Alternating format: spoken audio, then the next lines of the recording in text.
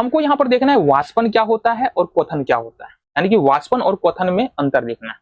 देखो वाष्पन की बात करें ना तो वाष्पन एक धीमी होने वाली प्रक्रिया है और क्वथन जो है वो एक तेज होने वाली प्रक्रिया है, कैसे बोल सकते हैं। बाकी ये तुम्हारा लिखा हुआ है, देख लेना एक बार, हम बताते चल रहे, नंबरिंग थोड़ा आगे पीछे हो सकता है बट समझना है हमको। तो एक थाली में हमको जल रखना है, या एक सेम आकार का 2 कटोरा ले लो। एक कटोरा को क्या करना है, उसके नीचे आग जलाना है और गर्म करना है। दूसरे कटोरा में पानी दोनों में भरा रहना चाहिए।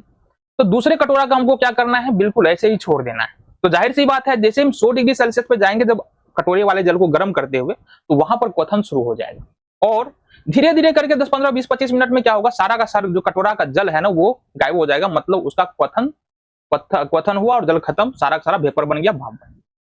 बट जो दूसरे कटोरे में जल रखा हुआ उसका हो रहा है वाष्पन, ठीक है। उस वाष्पन होने के कारण क्या है कि वह एक ज्यादा समय लेगा, जल जो है भाप बनने में, वाष्प बनने में ज्यादा समय लगेगा वाष्पन। तो वाष्पन एक स्लो प्रोसेस है और क्वथन एक फास्ट प्रोसेस है। वाष्पन एक क्या बोल सकते हैं, धीमी प्रक्रिया है और क्वथन जो है वह तेज प्रक्रिया, पहली बात। दूसरी बात क्या है कि हमने बताया कि वाष्पन जो है कमरे के ताप से लेकर के, है ना, कमरे के ताप से लेकर के सभी तापों पर होता है। जैसे आगे बढ़ते जाएंगे, सपोज कमरे का ताप कितना होता है, 10 डिग्री, 12 डिग्री, 15 डिग्री सेल्सियस होता है। तो इस तापमान से लेकर 15, 20, 25, 30, 40, 50, 45, 60, 70, 80 सब पर होगा वाष्प। बट क्वथन जो होता है ना, उसके लिए एक निश्चित टेम्परेचर होता है जो समान वायुमंडलीय दाब पर 100 डिग्री सेल्सियस होता है। तो हमने क्या कहा, वाष्पन कमरे के ताप से लेकर के सभी ताप पर होता है, जबकि क्वथन जो है वह 100 डिग्री सेल्सियस पर ही होता है। देखो वाष्पन जो है वो एक पृष्ठीय घटना है। पृष्ठीय घटना कहने का मतलब क्या है कि एक का 2 थाली लो, सेम आकार का 2 थाली क्यों लेंगे, एक थाली लो और एक कटोरा लो, दोनों में सेम मात्रा में जल भर दो और दोनों को छोड़ दो। हम क्या देखते हैं कि थाली वाला जल जल्दी क्या होगा, हमारा वाष्पन उसका हो जाएगा। तो इसका रीजन सिंपल सा है, यहां पर देख लेते हैं ना, रीजन सिंपल से है। देखो थाली का जो पृष्ठीय क्षेत्रफल है ना, यहां पर देखना जरा, थाली का जो पृष्ठीय क्षेत्रफल है वो ज्यादा है, जबकि कटोरे का पृष्ठीय क्षेत्रफल क्या है, जल दोनों में सेम रखा है हमने, ठीक है जी। इसका ये हो सकता है ज्यादा हो, गलासी ले लो जल के लिए, तो इसका पृष्ठीय क्षेत्रफल ज्यादा है, तो यहां से भी जल जाएगा, यहां से भी जाएगा, यहां से भी जाएगा, यहां से भी जाएगा, यहां।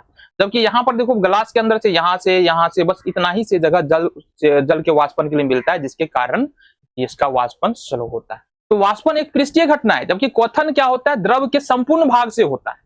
तो अगर हम क्वथन की बात करेंगे तो यहाँ पर सपोज हमारे पास एक बर्तन है इस प्रकार से और इसके नीचे हमने लगाया आग, तो ये जल भरा हुआ है, तो यहाँ जल क्वथन यहाँ से भी आगे होगा और जो वाष्प है वो बाहर निकलेगा, यहाँ से भी होगा, यहाँ से भी होगा। तो क्वथन द्रव के हर एक भाग से होता है। वाष्पन जो है वह एक पृष्ठीय घटना है, क्वथन जो है वह पूरे द्रव से होता है। बातें समझ में आगे चलो।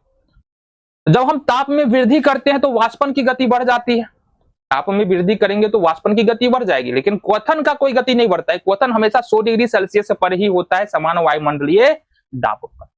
इतनी बातें क्लियर है। वाष्पन जब होता है तो ठंडक उत्पन्न होता है, जबकि क्वथन होने में किसी प्रकार का ठंडक उत्पन्न नहीं होता है। तो ये वाष्पन और क्वथन में अंतर था। आई होप तुमको समझ में आया होगा। तो देखो रटने की जरूरत नहीं है, बातों को समझते चलो ना, तो रटने की जरूरत ही नहीं है। बातें क्लियर है, आगे बढ़ जाते हैं।